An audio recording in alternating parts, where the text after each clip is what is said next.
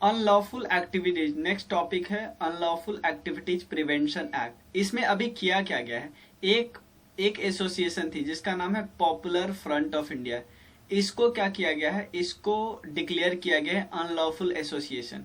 ठीक है ना, किस एक्ट के अंदर, अनलॉफुल एक्टिविटीज प्रिवेंशन एक्ट। ये एक्ट कब आया था, 1967 में, और इस एक्ट में डेफिनीशन भी दिया गया है कि भाई अनलॉफुल एक्टिविटीज कौन होगा, ऐसी एक्टिविटीज जो देश से तोड़ने की बात कर रही है, अपने आप को, किसी पार्ट को, देश के किसी पार्ट को अलग करने की बात करती हो, या सॉवरेनिटी, संप्रभुता पे खतरा पहुंचाता हो, क्वेश्चन करता हो, और इंटीग्रिटी को डिसरप्ट करता हो, ये कुछ भी एक्टिविटीज होगा ना तो इसको अनलॉफुल एक्टिविटीज करेंगे। कोई अगर टेररिस्ट एक्टिविटीज में शामिल होता है ना, कोई एसोसिएशन या कोई इंडिविजुअल, तो उसको इस एक्ट के अंदर उस पे कानूनी कार्रवाई की जाती है। क्लियर। उसके बाद इसमें और क्या क्या, देखो ये टॉपिक हमको पिछले टॉपिक में ही कर लेना चाहिए था, प्रिवेंटिव डिटेंशन वाला। चलो, तो कुछ लॉ है प्रोवाइडिंग फॉर प्रिवेंटिव, मतलब आप पहले ही अरेस्ट कर लो। पहला क्या है, फर्स्ट प्रिवेंटिव डिटेंशन एक्ट 1958 में आया। इसमें क्या किया गया कि अगर कोई एंटी नेशनल एलिमेंट है जो नेशन की सिक्योरिटी और डिफेंस पे खतरा पहुंचाएगा तो भाई उसको अरेस्ट कर लो। ठीक है। सेकंड क्या है, maintenance of internal security act, maintenance of internal security act. इसमें क्या किया गया है, infamous for excessive use during emergency के समय किया गया। क्यों, पॉलिटिकल अपोनेंट, जो अपोजिशन पार्टी जो गवर्नमेंट के खिलाफ बोलती थी, उसको अरेस्ट कर लिया जाता था, बट इसको 44 कॉन्स्टिट्यूशनल अमेंडमेंट एक्ट में रिमूव कर दिया गया। उसके बाद foreign exchange and prevention of smuggling activities 1974, इसमें भी प्रिवेंटिव डिटेंशन, पहले ही अरेस्ट कर लिया जाएगा। ठीक है, ताकि इलीगल ट्रेड ना हो सके, उसको रोकने के लिए। उसके बाद टाडा और पोटा। ठीक है, टाडा क्या है, टेररिस्ट और डिसरप्टिव एक्टिविटीज प्रिवेंशन एक्ट है। इसके अंदर भी प्रिवेंटिव डिटेंशन, मतलब पहले अरेस्ट कर लिया जाता है, और एक टाडा है। ठीक है ना, ये टाडा के सिमिलर ही है पोटा, प्रिवेंशन ऑफ टेररिज्म एक्ट। ठीक है, कोई केस अगर यूएपीए के अंदर होगा ना तो उसको स्टेट पुलिस भी इन्वेस्टिगेट करेगी और नेशनल इन्वेस्टिगेशन एजेंसी भी करेगी। ठीक है ना, स्टेट पुलिस भी करेगी और नेशनल इन्वेस्टिगेशन एजेंसी भी करेंगी। यूएपीए क्या पावर देता है, give power to central government को पावर देता है कि आप इम्पोज करो ऑल इंडिया बैन। अभी किया ना पॉपुलर फ्रंट ऑफ इंडिया को, सेंट्रल गवर्नमेंट ही ने दिया किया ना, पावर कौन दिया, पावर यूएपीए एक्ट में मिला है। उसके अलावा act had provision for a tribunal to review और to hear appeal against man. Obviously tribunal तो होगा ना, क्योंकि आप सेंट्रल गवर्नमेंट को भी एक्सेसिव पावर नहीं ना दे सकते, क्योंकि अगर सेंट्रल गवर्नमेंट किया तो सेंट्रल गवर्नमेंट ने कोई डिसीजन लिया, उसके रिव्यू के लिए मतलब ट्रिब्यूनल तो होना चाहिए ना। अब मेजोरिटी बॉडी में देखो ऐसे होता है। और इसमें क्या सिर्फ इंडियन को चार्ज किया जाएगा, नहीं, इंडियन नेशनल को, फॉरेन नेशनल को, दोनों को चार्ज किया जा सकता है। और उसके अलावा क्या है, इसके अलावा और क्या है कि अगर कोई क्राइम, देखो इंडियन नेशनल और फॉरेन नेशनल दोनों पे चार्ज किया जाएगा, स्टेट गवर्नमेंट और सेंट्रल गवर्नमेंट दोनों करती है, और central government all India ban लगाएगी, स्टेट गवर्नमेंट ये इन्वेस्टिगेट करेगी, क्योंकि ऐसा कुछ बैन वगैरह के बारे में, इनके बारे में नहीं दिया, स्टेट पे नहीं दिया। उसके अलावा कोई अगर इंडियन लैंड से या फॉरेन लैंड से भी क्राइम करता है ना, उसको भी धर लिया जाएगा। ठीक है ना। उसके बाद यहाँ पे कई बार अमेंडमेंट किया गया, 2004, 8, 12 और 19। ठीक है ना, ताकि स्कोप को और ज्यादा इम्प्रूव किया जा सके। अब जो 2019 में एक्ट आया ना, उसके कुछ प्रोविजन देख लेते हैं। पहला प्रोविजन क्या है, power to designate terrorist. Second है approval of seizure of property by NA, investigate by National Investigation Agency और कन्वेंशन। पहला क्या है, किसको हम टेररिस्ट डेजिग्नेट करेंगे, क्या जो टेररिज्म करता है वो नहीं, जो प्रिपेयर करता है फॉर टेररिज्म या अदरवाइज इन्वॉल्व भी है उसको भी टेररिज्म करेंगे, और या तो पार्टिसिपेट किया हो तो उसको तो कहेंगे ही कहेंगे। एक्ट एम्पावर गवर्नमेंट कि आप इंडिविजुअल को टेररिस्ट डेजिग्नेट कर सकते हैं। ठीक है ना, ये ग्राउंड सब है। सेकंड क्या है, approval of seizure of property, investigate officer required to obtain prior investigating जो ऑफिसर होते हैं ना, उनको प्रायर अप्रूवल चाहिए, कौन को किस रैंक से, डीजीपी रैंक से, ठीक है ना, ताकि इनके प्रॉपर्टी को सीज किया जा सके। डीजीपी रैंक से नीचे के रैंक वाले नहीं अप्रूवल कर सकते। इन्वेस्टिगेशन में भी कंडक्टेड बाय ऑफिसर। अब इन्वेस्टिगेशन कौन करेगा, ये तो है जब आपको सीज करनी है। अब इन्वेस्टिगेट कौन करेगा, डीएसपी रैंक या एसीपी रैंक, इसके ऑफिसर। और act in power officer of NIA, NIA में जो रैंक इंस्पेक्टर रैंक होते हैं ना, उनसे ऊपर का ये करेंगे। उसके अलावा schedule under original act list 9 treaties, convention for suppression of terrorist bombing, convention against tackling of hostage, ये सब काम इसके अंदर होगा। ठीक है, तो ये उतना जरूरी नहीं है, लेकिन इसके पॉइंट जरूरी है कि क्या सिर्फ जो प्रिपेयर करेगा या प्रोमोट करेगा, ध्यान देना, जो टेररिज्म को प्रोमोट करता है वो भी टेररिस्ट कहलाएगा। ठीक है, अब नेक्स्ट है फोन टैपिंग। फोन टैपिंग आजकल होता है बहुत। यहाँ पे बताया गया IPS officer was under probe, क्यों, क्योंकि उसने पॉलिटिकल लीडर की फोन टैपिंग करवाई थी 2019 में। ठीक है ना, और कोई ग्राउंड क्या है, पहले फोन टैपिंग का ग्राउंड क्या है, ऐसे नहीं फोन टैपिंग होता है। पहला, sovereignty and integrity of India, security of state, friendly relation with foreign state, और पब्लिक ऑर्डर को मेंटेन करने के लिए। ठीक है ना, और फोन टैपिंग का डेफिनेशन देते हैं। फोन टैपिंग का मतलब होता है कि आप मॉनिटर कर रहे हो उसके कम्युनिकेशन को सीक्रेट रूप से। ठीक है ना, फोन टैपिंग को हम वायर टैपिंग भी बोलते हैं, लाइन बजिंग भी बोलते हैं, और इंटरसेप्शन ऑफ द फोन भी बोलते हैं। ये सबसे पहले 1890 में यूएसए में यूज किया गया था। अब यहाँ पे लिखा है कि मान लो कोई प्रेस है, यानी कोई प्रेस है हमारे यहाँ, ठीक है, और या कोई मीडिया वाला है, वो कुछ बोल रहा है, मतलब उनका कोई आने वाला है, कुछ आने वाला है, कोई एपिसोड आने वाला है। गवर्नमेंट ऐसे ही नहीं बोलेगी नहीं तुम ये नहीं चला सकते, नहीं, ये तब तक नहीं बोल सकती जब तक गवर्नमेंट को मतलब जब तक इस मीडिया को किसी एक्ट के थ्रू इसका ट्रांसमिशन प्रोहिबिट किया है कि आप नहीं चला सकते। ठीक है ना, या बोल सकते आप एक अनलॉफुल एसोसिएशन है, आप ऐसे ही गलत खबर फैलाते हो। ठीक है, अब क्या है, इंडियन टेलीग्राफ एक्ट 1885 है। ठीक है ना, इंडियन टेलीग्राफ, इसमें भी जिस तरह पिछले में हमने देखा था सेंट्रल गवर्नमेंट और स्टेट गवर्नमेंट दोनों टेलीफोन को टैप कर वो उसमें क्या था, इन्वेस्टिगेट कर सकती थी, इसमें दोनों टैप करवा सकती है।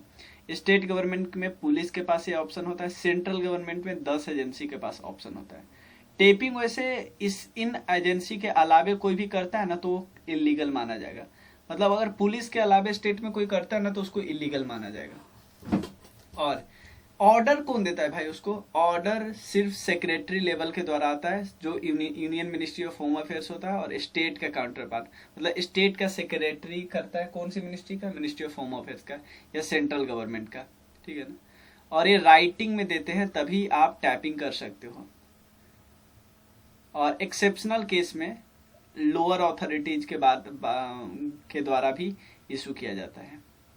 ठीक है, अब यहाँ पे क्या है, constitutional and legal safeguard on phone tapping क्या है। सबसे पहले 7th शेड्यूल में दिया है, telephone along with other communication device mentioned union list में है, ये बात याद रखिए, यूनियन लिस्ट में freedom of speech and expression है। ठीक है ना, और 19(2) में क्या है कि इसमें रीजनेबल रिस्ट्रिक्शन भी लग सकता है। आर्टिकल 21 क्या कहता है कि टेलीफोन का टैपिंग अंडर आर्टिकल 21, मतलब कि जब तक कोई प्रोसीजर एस्टैब्लिश बाय लॉ ये परमिट नहीं करता है, कि जो लॉ नहीं परमिट करता तब तक आप फोन टैपिंग नहीं कर सकते। और इंडियन टेलीग्राफ एक्ट ये क्या करता है, यही रेगुलेट करता है फोन टैपिंग को। अब क्या है, राइट टू बी फॉरगेटन क्या है भाई, देखो हम कुछ डाल देते हैं इंटरनेट पे, ठीक है ना, डाल दिए, ठीक है, अब फिर मान लो हम बोलेंगे नहीं, हमारा जो भी डेटा है हम चाहते हैं अब डिलीट हो जाए, तो ऐसा तो नहीं होता ना। यही एक्ट करता है कि भाई हमारा सारा का सारा डेटा, मैं चाहता हूँ कि मेरा सोशल मीडिया पे सारा का सारा डेटा है वो डिलीट हो जाए। ठीक है ना, देखो भले ही आप अपना अकाउंट डिलीट कर दोगे लेकिन आपका डाटा डिलीट नहीं होता है, तो इसी पे बात चलनी है कि भाई डाटा ही डिलीट हो जाए। तो सुप्रीम कोर्ट ने directed its registry to remove details of a couple from search engine and internet, मतलब कि आप जो लोग बोला उनका डाटा पूरी तरह डिलीट कर दो, ठीक है ना।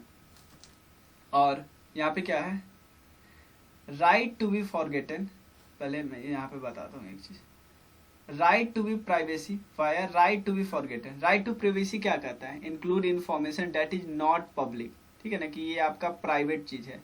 और ये है कि एक बार आपने डला गया है, मतलब एक तो होता है प्राइवेसी वाला कि भाई मेरा प्राइवेट चीज है, मैं नहीं चाहता हूँ सोशल मीडिया पे डालना।